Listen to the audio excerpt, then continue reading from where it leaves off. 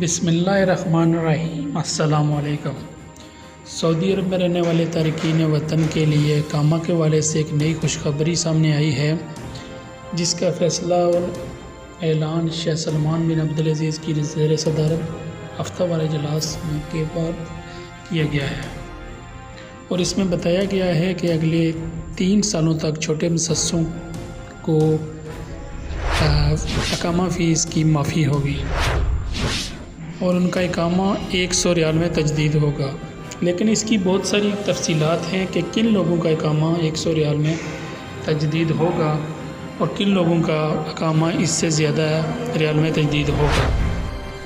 وہ ساری ڈیٹیل ہم آپ کے ساتھ اس ویڈیو میں شیئر کر رہے ہیں۔ اگر آپ کو لگے کہ ویڈیو آپ کے لیے فائدہ مند ثابت ہے تو زیادہ سے زیادہ ویڈیو کو شیئر کیجیے، لائک کیجیے اور کمنٹس کیجیے۔